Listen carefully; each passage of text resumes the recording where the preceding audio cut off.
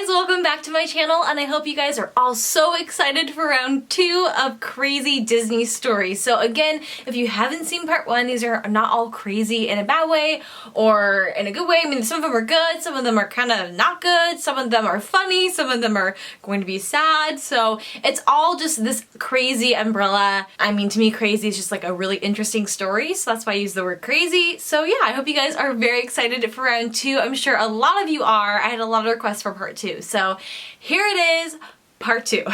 So sometimes I have this thing where I speak before I think. I talk really fast, especially when I get excited or nervous. And so sometimes when I'm talking, my brain takes a second to catch up, and it takes me like a little bit longer to realize, oh wait, I probably shouldn't have said that way. And that's why it takes me so long to make and edit these videos. I talk super fast, and maybe there's things I'm like, well, that's boring. I kind of ramble for a while. I have to cut it out. So like I'm doing right now. But yeah, so that happens a lot, and that sometimes will happen to my friend Ariel too. So one night I was spending my evening with Ariel in the grotto, and she had this family come through. So Ariel loves making guests feel included in the mermaid world. She knows a lot of little guppies like to be the idea of being mermaids, and so she wants to include them in that. So what she'll do is she'll ask them like, oh, what's your favorite color? And they'll say pink, and she'll say, you know what, my sister Lana, she has a pink mermaid tail too. I bet you'd be a beautiful pink mermaid just like my sister Lana. And then she'd talk about her sisters. So that was one way that Ariel felt like she could include the humans into the mermaid world. So one day this family comes in, and it's a bigger family, but then there's a mom and her little daughter. She comes up to meet Ariel with her little daughter, and the mom just gently tells Ariel, I'll just let you know she is blind. So Ariel's telling her like all about all these different sea creatures, describing them to her, and it's like, oh, do you want to do you want to touch my tail? Like, I put jellyfish jelly on it to make it extra slippery. Can you feel my scales? Or, oh, do you want to feel my hair too? I just brushed it with a dingle hopper this morning. So Ariel's just telling her a little bit more about her, and trying to make it special for the child. Ariel's not thinking. She's used to asking kids, oh, what's your favorite color, to help make them feel more included. So she, without thinking, just kind of blurted it out like, oh, what's your favorite color? And then there's an awkward pause because the little girl doesn't know what colors are because she's blind. So then Ariel realizes, oh, that's right. So then Ariel quickly goes, you know what? I bet you like rainbow. I bet rainbow's your favorite color. I bet you make a beautiful rainbow mermaid. And that was it. And then they left, and Ariel just felt so bad for the rest of the evening, and it was a honest mistake, Ariel. It's okay. I think we've all moved past it, but I still feel awkward thinking back to it. I'm sure Ariel probably still feels awkward from time to time, but it was one of those things that she was trying to be inclusive, but then it just kind of went south. So every once in a while, very rarely, Ariel will say things that she just doesn't mean, and she doesn't always think about what she's saying, and sometimes it goes horribly south, but then you know what? It makes for great memories. One of my favorite things too is that there were a few musically inclined groups that came to visit Ariel. There was a group of friends that came to visit Ariel, and that was super fun. It happened less than 5 times, but it happened enough where it was just, every time it happened, it was just so wonderful. There was, I remember, a whole like choir came, and they all sang to Ariel, and they were harmonizing, and it was just so wonderful. So we had lots of different groups coming through, and it was always fun to see groups like that. Again, I feel like I call this crazy guest stories, but not all of them are crazy. I'm sorry. They're not all like crazy weird. I had this one guest, and she was one of my favorites.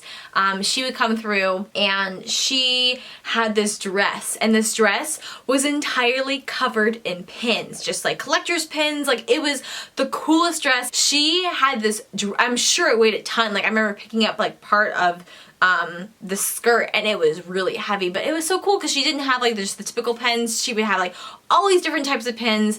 And one of my last times hanging out with Ariel in the grotto, she actually let Ariel take a pin, and I thought that was the most wonderful thing, that she would want to share part of her collection with Ariel, and I know it meant a lot to Ariel too. It was very special. And there was a lot of guests, I will admit, that were just very shy and kind of clammed up, but there was tons of guests that would just be so fun and loud. And there was even a group one time of guests that came to meet Ariel.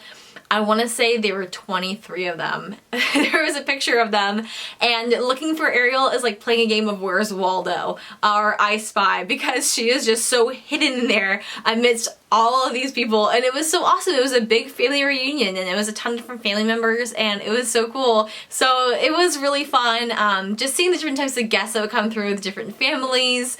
Another thing that's always really entertaining is asking kids questions. Even as like an attendant or performer, kids have the funniest responses to things. There was one time when Ariel was asking this little boy if he wanted to be a merman. He seemed really interested in the mermaid world, and so she asked him like, oh, would you want to be a merman? And he got very upset. He said, Ariel, I can't be a merman. And she's like, why not? He's like, because I have a bum. So apparently he believed because he had a bum he couldn't possibly be a merman. And so she kindly let him know that King Triton could turn him into a merman if he wanted to.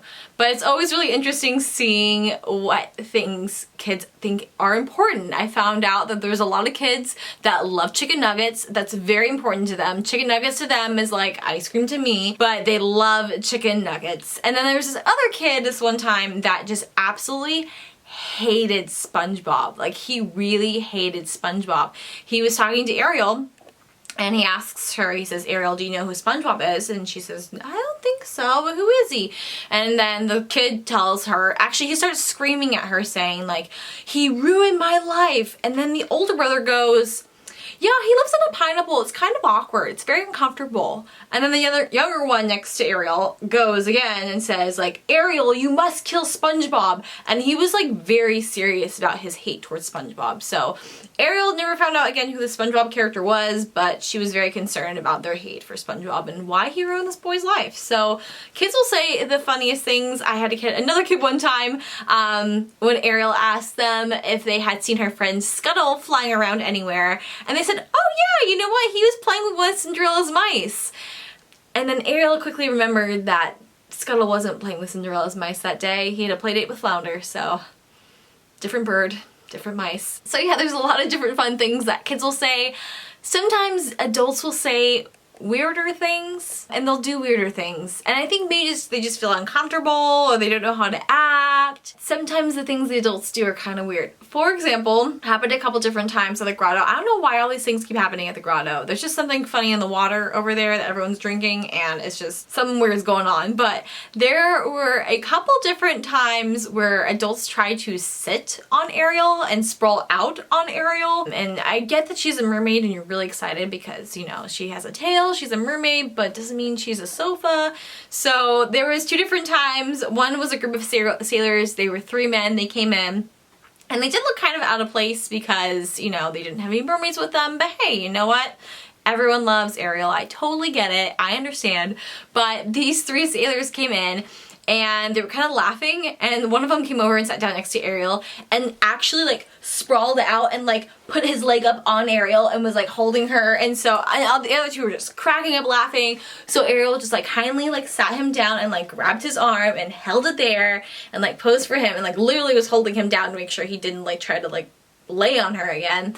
So I think they learned their lesson after the first one, but that was just very shocking that the strange man decided to do that to Ariel. And then there was another time where there was a big group of kids, like a really big group of kids, and there wasn't enough room for them to sit. So one of them kept trying to like sit on Ariel's lap, and she was like, oh, you know, you can sit over there. Another one kept trying to sit on her tail, and she was just like, no, you can sit over there.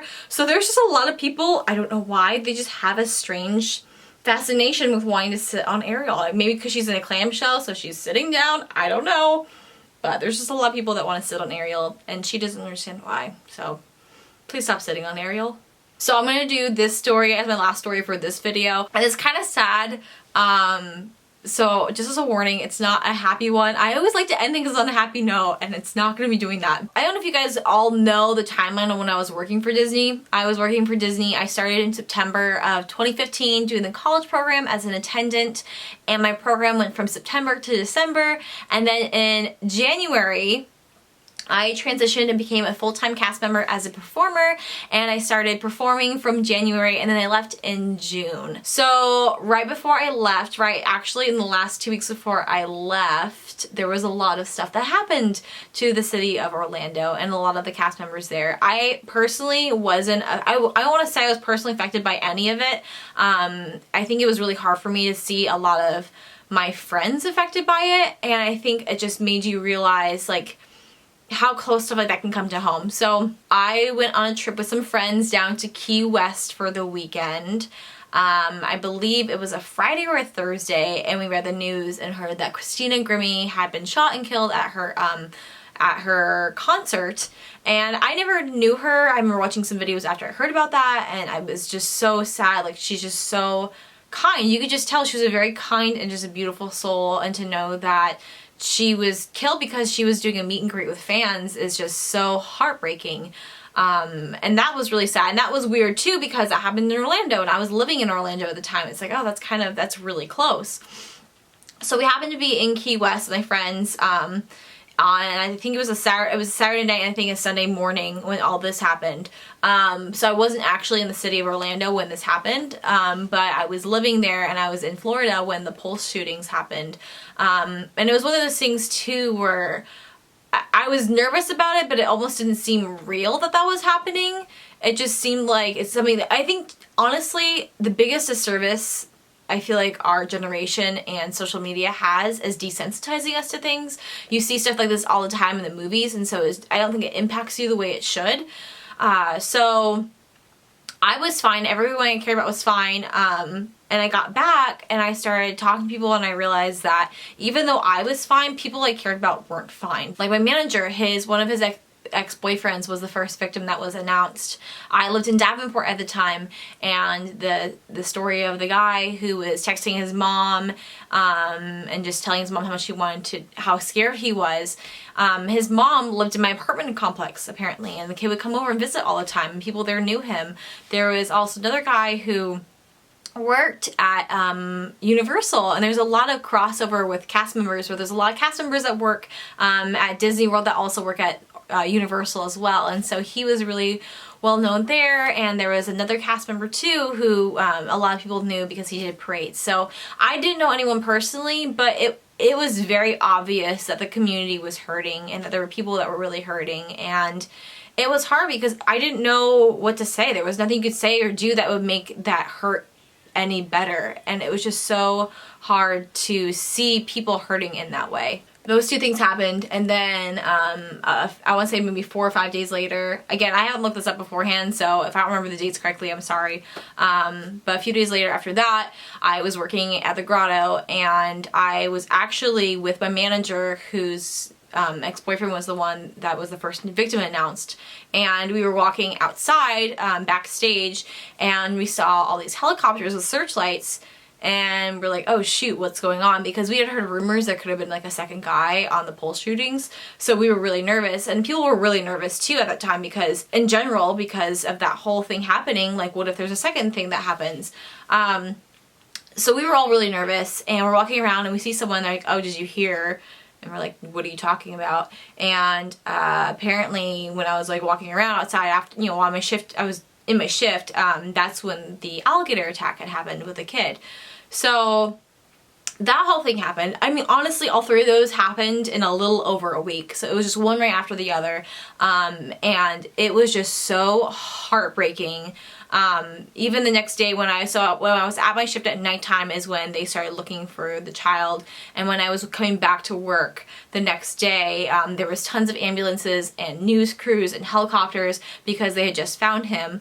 And it was just really hard for me. I think it just really hit home, seeing that, because having all that stuff happen, because like you'd see families come in, they were so happy, and seeing kids that were about, I think the boy's name was Lane, seeing about kids that were about his age and his size, and thinking about the family coming to such a happy place and leaving with one less family member. And it was just so, that's part of the side of like Disney that people just don't get, or they don't understand. Like it's a really magical place, and you want to create this really safe place for people to come and experience joy and happiness, and it was so hard to see such a happy place just hurting with all these things happening. So that was probably one of the harder things about living there during that time, was just really experiencing that sadness. But at the same time, it really grew my love for those people more, and that place, because that place can still bring joy amidst all that pain, and remind people that there's still hope. You can still have hope. And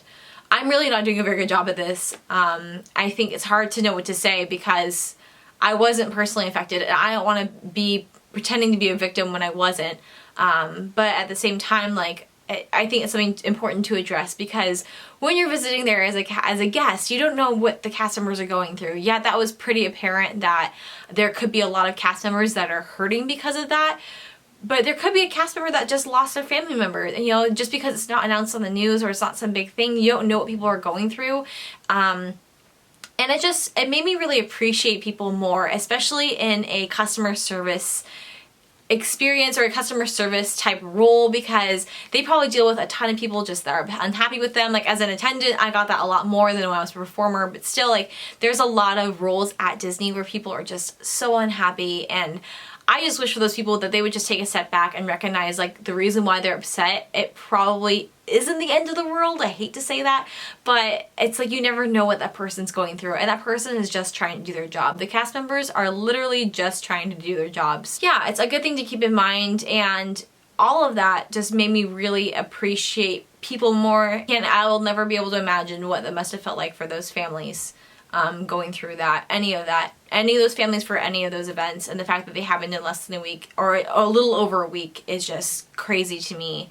But it made me appreciate how wonderful the community of Orlando is. It was such a hard time, but at the same time, it was a great opportunity for the community to come together and show how much love they had for their community, and it was really beautiful to see that, despite how awful all three of those things truly were. So yeah, I hope you guys enjoyed. I feel like this is just really sad and depressing now, but I hope you guys have enjoyed or appreciated at least hearing part 2 of Crazy Guest Experiences. Some of those are not crazy in a bad way. Some of those are, but it just, I guess there are lots of days where little things happen, good things, but there are days where bigger things happen, and it makes you appreciate your job.